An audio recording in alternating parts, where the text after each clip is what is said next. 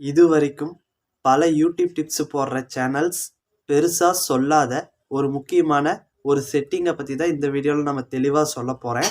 So வீடியோவை skip பண்ணாமல் ஃபுல்லாக பாருங்கள்.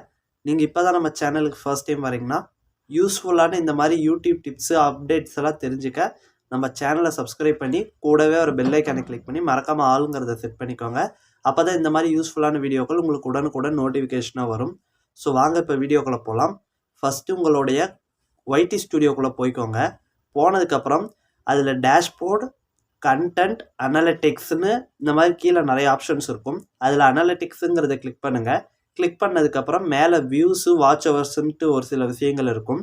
அதுக்கு கீழே பார்த்தீங்கன்னா ஒரு ஆப்ஷன் இருக்கும். அது என்னன்னு பார்த்தீங்கன்னா தம்ப்நெயில்.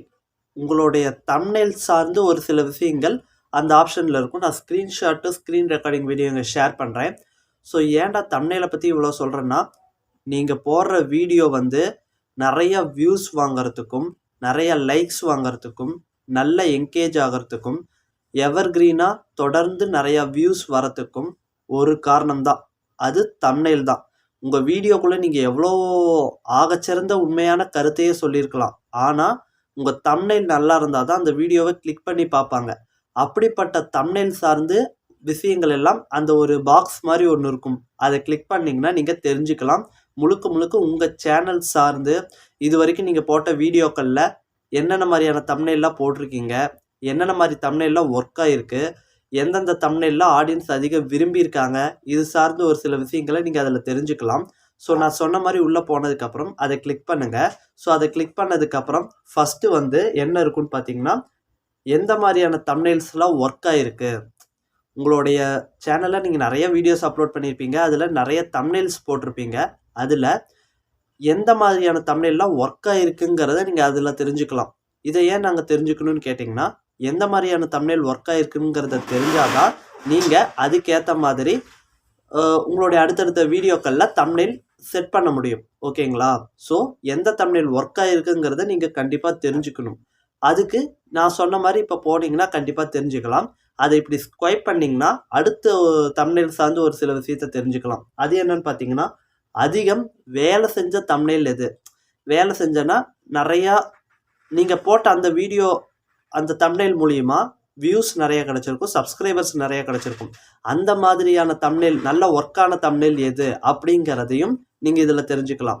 அடுத்து அப்படியே ஸ்வைப் பண்ணிங்கன்னா கிளியர் தம்ப்நெயில், அதாவது ஒரு தம்ப்நெயிலில் அது என்ன பாயிண்ட், அந்த வீடியோக்குள்ளே என்ன கண்டென்ட் சொல்லியிருக்கீங்களோ அதை தெளிவாக தம்ப்நெயிலில் சொல்லி நீங்கள் ஒரு சில தம்ப்நெயில்ஸ் எல்லாம் கிரியேட் பண்ணியிருப்பீங்க.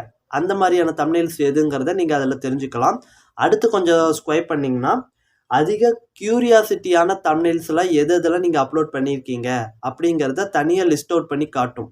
ஓகேங்களா? ஸோ நீங்கள் அப்லோட் பண்ண தம்ப்நெயிலில் இவ்வளோ விஷயங்கள் இருக்கும்.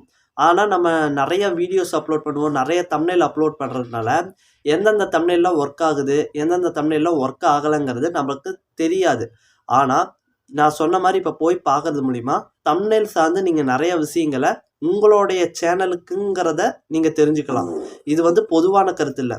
ஒய்டி ஸ்டுடியோ உங்கள் சேனலில் நீங்கள் அப்லோட் பண்ண வீடியோ தம்ப்நெயில்ஸை பொறுத்து பேஸ் பண்ணி தான் இந்த அனலிட்டிக்ஸை கொடுக்கும்.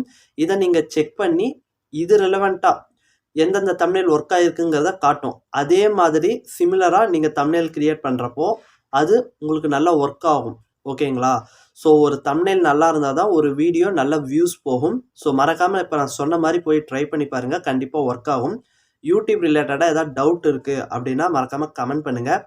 நமக்கு யூடியூப் சார்ந்து செட்டிங்ஸ் எல்லாம் சரியாக இருக்கா அப்படிங்கிற ஒரு சில விஷயங்கள்லாம் நீங்கள் தெரிஞ்சுக்கணுன்னு ஆசைப்பட்டீங்கன்னா நம்ம பெய்ட் சர்வீஸ் மாதிரி பண்ணிக்கிட்டு இருக்கோம்.